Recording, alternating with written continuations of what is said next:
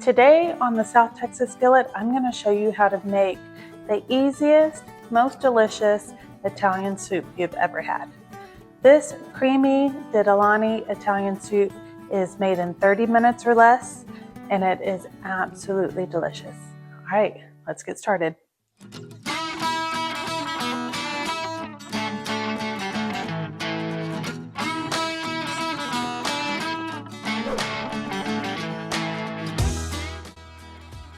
You're going to start with Italian sausage. You can buy it already ground up and not in the casings, but my grocery store only had it in casings, so we're going to just cut into these, open it up, and put it in the pan.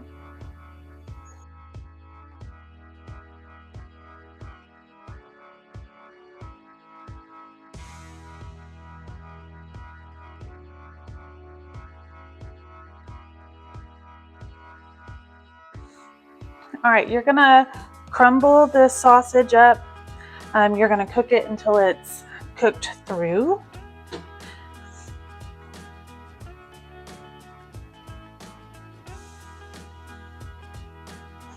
It takes a little while to get the Italian sausage in small crumbles, but just keep working at it.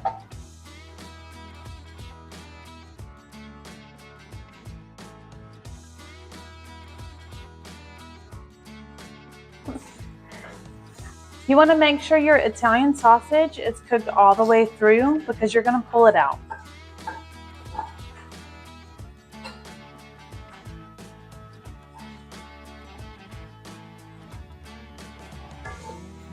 After you pull out your meat, don't wipe out the bottom of your pan.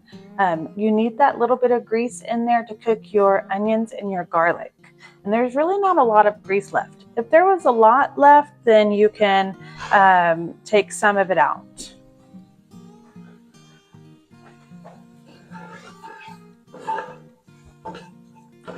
You're going to want to cook these onions for about 5 minutes or so until they start to soften up and they'll become translucent. All right, so the onions are nice and translucent. It's time to add in the garlic. You don't ever want to add in garlic at the same time that you add in your onions because your garlic will burn. So always cook your onions first and then add in your garlic.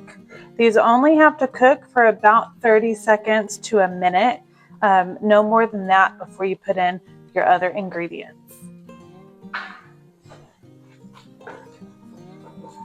You'll know the garlic is done when you can start to smell it. It becomes very fragrant. All right, once the garlic has cooked for a little bit, go ahead and add in 2 cans of tomatoes. Now, this is where I double the recipe. If you don't want to double it, you can just half all of the ingredients from here to the end of the video. So this is fire roasted tomatoes. You can use regular diced tomatoes if you wanted to. We like it with the fire roasted, but we've made it plenty of times with the regular diced tomatoes and it still comes out delicious.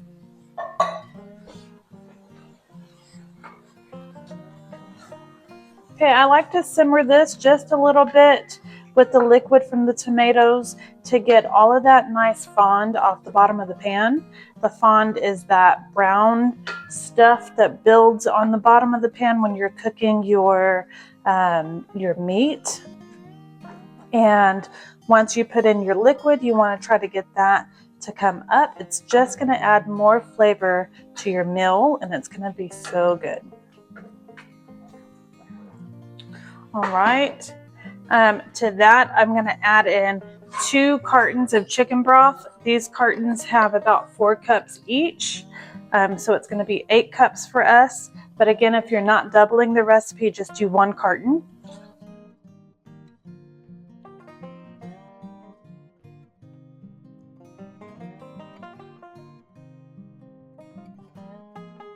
Then to that, you're going to add in your seasonings. We're going to do Italian seasoning, salt, and pepper. So I don't ever measure anything.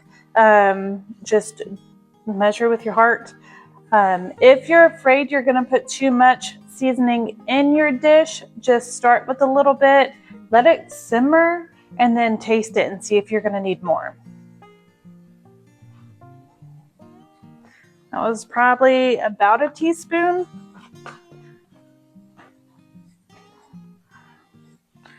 And then some salt. Again, that was probably about a teaspoon. And some pepper. You could add red pepper flakes to this. That would be really good. Our Italian seasoning has red pepper flakes in it, so I'm going to leave it out.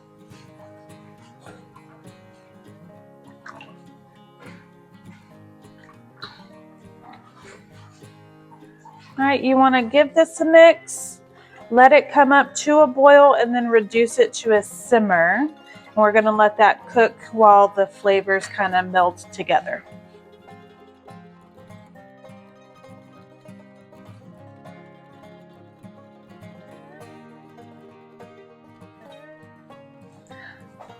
While this is coming up to a boil, you can add Parmesan cheese rinds to it. It's going to give it a nice flavor. The Parmesan cheese rinds, when we buy our Parmesan, it comes in wedges, and at the end of it is the waxy part, where when it's in the big wheel, it's covered in that wax. They keep that on the wedges, and then we save these in our refrigerator when we have our Parmesan, and then we just add it to a lot of our soups or any dish that's going to be saucy, and that'll simmer for a while. So now that this has had a chance to simmer and those flavors really cook together and combine, you want to give it a taste before you add your pasta.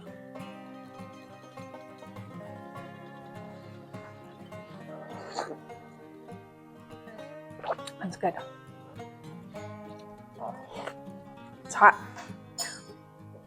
All right, so it doesn't need any more salt. It doesn't need any more Italian seasoning. I think it's really perfect as it is. So we're going to add in our pasta. It's the Ditalini pasta. They're just really short, circular pasta noodles. And the recipe calls for 1 cup, but we double it. This is probably 2 cups. I'm going to add all of this bag plus a little bit more. We like this soup to be thicker than an actual soup is. You can add as much pasta as you want.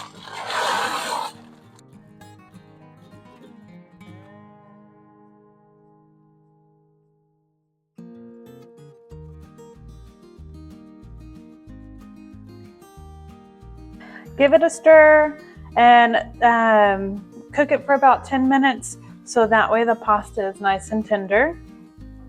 You do want to make sure you're stirring this pasta often, because if you don't, it will get stuck to the bottom of the pan and burn.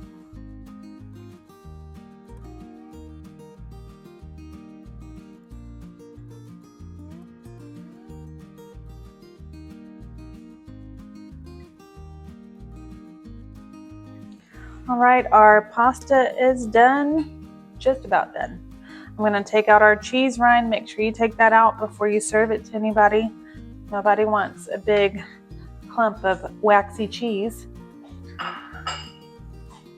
right, we're going to add in some heavy cream.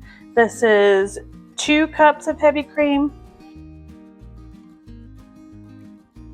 If you were just doing a regular recipe, you would do 1 cup.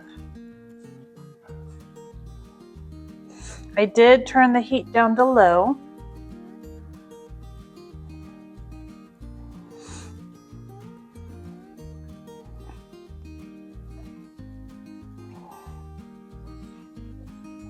I'm going to give that a quick mix. Perfect.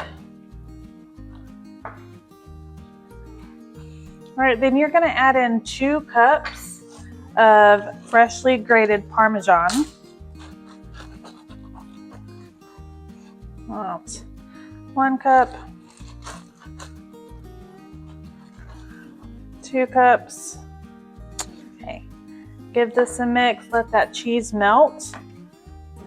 Parmesan cheese is a harder cheese than your cheddar cheese or mozzarella or anything like that. So on those cheeses, you definitely want to make sure your heat is off or they will separate.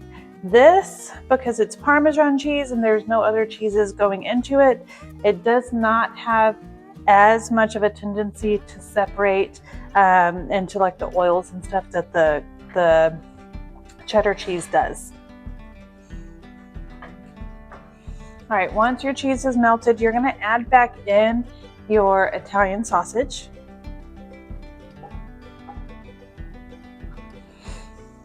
Okay, and then you're gonna add in some fresh spinach. This is a whole package of spinach. I believe it's 9 ounces.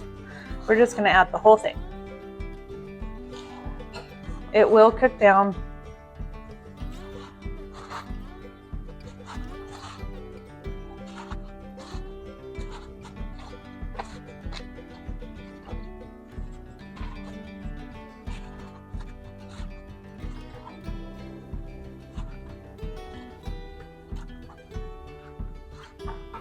Once that spinach hits that hot liquid, it starts to wilt and it gets so much smaller.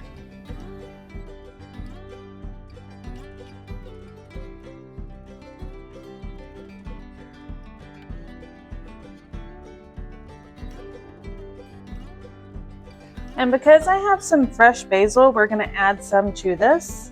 You don't have to add the basil. It just gives it a nice pop of flavor. I just take the basil leaves and tear them and throw them in.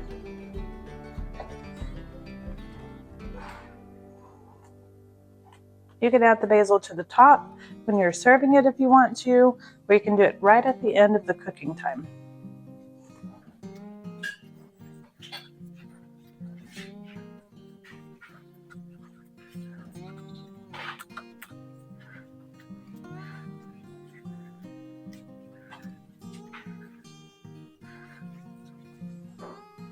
All right, give this a good mix.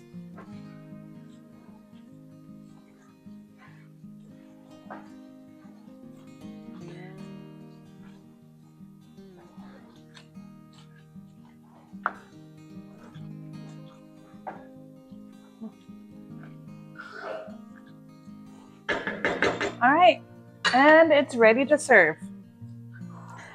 I'm gonna go ahead and top this with some fresh parsley. All right,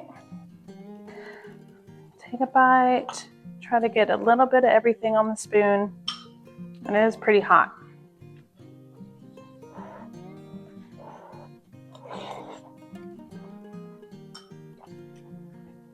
That is amazing. That is so good. It's nice and creamy. It's not too cheesy, even though we did 2 full cups of Parmesan cheese. It kind of just melts into the sauce. It's not Parmesan heavy. You get a lot of flavor from the Italian sausage. You get a lot of flavor from the fire roasted tomatoes and the onions, and just everything in there comes together so nice. This is good served with a crusty bread. We are making my Italian cheesy bread. I'm going to link that for you down below. What is great about this recipe is this is actually something that my husband makes all the time. This is really my second time actually making this recipe because it's one that he can make when I have to work late and he's home, and he can get it on the stovetop and ready by the time I walk through the door. So it's a really simple and easy recipe and something I think that you should try. If you like this and want more content, please go ahead and give me a like and a subscribe, and I'll see you in the next one.